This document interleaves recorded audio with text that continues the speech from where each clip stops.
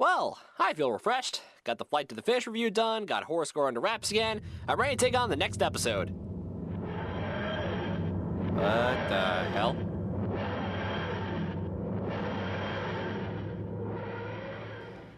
Finally home after stealing that TARDIS, so though I need to return it. Oh, wait. This isn't my channel. Dang it! I missed by a mile and thousands of subscribers. Hey, voice. I guess I'm on your channel. What episode just premiered? Power Ponies? That was just about to review it. Oh, give me a sec. I'll watch the episode and get us superhero costumes. You know, you could have called ahead of time. I mean, I am the Riff Master, and I could pop you in just like that. Oh, crap! Hang on, I can fix this! There we go. Wow, Robin, looks like you just seen a ghost. Worse. Gimme Sparkle. Well, consider us even for sending Friendship is Witchcraft fanboys after me. Let's just review Power Ponies.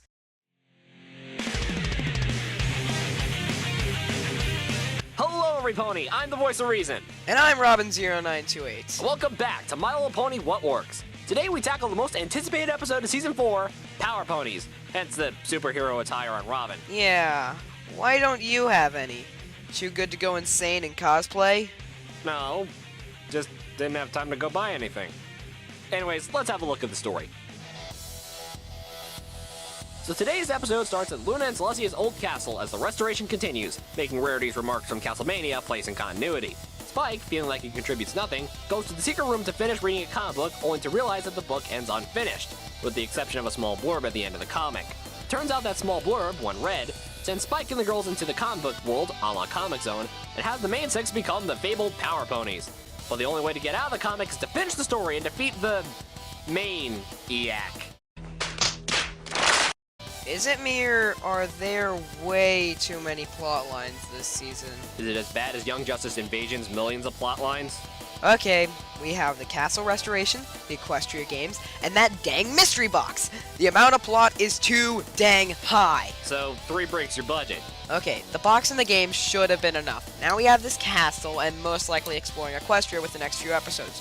Calm down, writers. We understand that you want your continuity and you want your overarching plot lines, but seriously, just calm down. I'm sure it will all amount to something in the end. One thing I did like was Spike and the whole comic book idea itself. I thought the idea of superheroes in MLP was kind of strange, you know, what with magic, controlling the weather, walking on clouds, making rainbows, making rain, and super strength and connection to the earth being normal, but the writers handled this idea well. My personal favorite idea for a power had to be Pinky's, even though it seemed like she had the power in worst episode Griffin the Brush Off. Underrated! Sorry, something in my throat. Personally, I prefer Rarity's powers taking inspiration from Star Sapphire of the Green Lantern books. Actually, as a superhero and comic book fan myself, I enjoy the homages to modern-day heroes and villains. Pinkie Pie is the Flash, Rarity Star Sapphire, Applejack is Wonder Woman and Batman, Rainbow Dash is Storm and Thor, Twilight is supposed to be Cyclops, but it pays more tribute to Zatanna and Doctor Strange, Spike is Robin, Heyo! The Maniac takes inspiration from the Joker, Doc Ock, and Sedusa, and Fluttershy, well... Fluttershy smash! Also, Robin references! I love Robin, obviously. And we get to see him as 60s Burt Ward, 90s animated series with him saving the day, and that was just awesome. And we also got a bit of Teen Titans, maybe, with him being able to explain everything. And we get to see references with the characters, to the villains, to the costumes, to the Celestia dang place. While we're on the comic topic, I really admire the tribute to the Silver Age of comics this story presents. For those who don't know, that was the comics of the late 50s up until Gwen Stacy's death in the 70s. A lot of camp factor would be brushed aside because of the comic setting. Surprisingly, the camp doesn't overwhelm the story as it does take itself seriously when it turns to the focus of Spike. And I'm relieved to say there are 2 good Spike episodes in MLP. Take that, Spike at your service, Dragon Quest and Owlswell that ends well. Dragon Quest was okay. Oh, sorry, something in my throat there. Well, comparatively, Power Ponies handled the Spike self-doubt thing much better. While Owlswell and Enswell completely villainized Spike and Dragon Quest hammered the you don't act like your own race thing until the wood splintered, Power Ponies addressed the metaphorical sidekick angle through the eyes of a literal sidekick without it being as blunt as the others. And that's my only gripe with the story. It's incredibly predictable. But that doesn't mean it wasn't a fun experience. You know, Voice, if we counted off points for episodes with predictable plots, Almost all the episodes would be bad. Good thing it only affects 1 point of my final score then. When I saw the Comic-Con animatics, I knew this episode would have some of the best animation. They went with a new style of background, like Batman the Animated Series and the New Adventures. It looks dark and great change of pace. Yeah, I like it when a series stirs up something new to keep the atmosphere fresh. Whether it's the expanding of world building and daring don't, yes, it's world building, not destroying, or adding a darker setting for the characters to interact in, it breathes new possibilities into the canon of MLP. While we're on the subject of the atmosphere, the animation in this episode was, well, super. We see some new techniques used in the animation department. For example, being sucked into the comic appears to have an interesting stretch feature. Also, hi Anthony C. clones! This episode was one of the best in terms of animation and the effects. All the costumes look pretty good. They each parody their comic book counterparts well and move well too. I would also add homage to the characters too. Although, Applejack's costume is not that good. I think they were going for an homage of Alan Scott's Green Lantern, but the red, black, and green really don't mesh well. That may be the one that isn't the best homage or costume, but come on, Pinky's Flash costume and Twilight's, whatever it tributes, they're just awesome. As for music, we have a score that comes right out of Justice League Unlimited, or any other Bruce Timm DC animated series. It fits the setting very well. For me, it kind of seemed to be giving a Batman Begins / the animated series vibe, but I'm not a score expert. Well, enough of this technical jargon, and let's get to the sweet Starfire center of the episode. Are we just gonna make bad superhero jokes the entire review? Hey, if Maniac can chew entire scenery without destroying her doomsday device in the process, why not crack a few superhero jokes? Then on with the review! The best part for me was the superhero references, due to my love of comics and DC comic shows.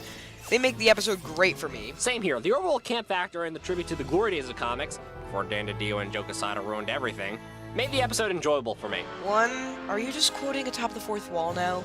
2, camp is not a bad thing in stories like MLP, so the writing with the bad puns and jokes works. Hey, I didn't say the camp was bad. The camp value was perfectly balanced, so it didn't delve too much into the stupid and silly. And if people are calling me the Linkara of the Brony analyst, why not exploit it? So, anything else on the subject of your big-headedness, or should we just talk morals? Yeah, let's move on to the morals. Like with Else Well That Ends Well and Dragon Quest, the moral focuses on Spike feeling inferior. However, unlike those two episodes that I really don't want to mention ever again, Power Ponies executes the moral of, you know what? Since it's an episode about sidekicks, Robin, why don't you tackle the moral? 1, I am no pony sidekick. 2, the moral works better for me because in Power Ponies, Spike actually does something to save the day, rather than just sit around and be evil in All's Well That Ends Well, or try to do good and fail like in Dragon Quest. He works at saving the day, succeeds, and gets to feel that gratification. Just like Robin. 3, never call me a sidekick! Okay, calm down. I have the FIW fans on speed dial. Don't screw with me. And I got a Portal to Kimmy Sparkle's YouTube channel on standby, so we're at a stalemate. TARDIS. Just TARDIS. Very well. I suggest we do a quick recap before we give our final scores. Let's recap. So, we have a great premise, although a predictable plot, a great new design for backgrounds, lots of superhero references, and a great moral, although it's reused. I don't really know what to rate it. Well, putting all the elements of story, technicals, entertainment value, and moral with what you just said now, I'd give it 3.5 stars? Just 3. There are a couple of factors like the predictable story and the bluntness of the moral that sort of hurt the episode. But I had a great time watching it, and I can now count to 2 good Spike episodes in the show. Sounds good. I added that 0.5 because Flutterhulk threatened me with a joke. So, what episode do we have next time? I believe the title's Bats.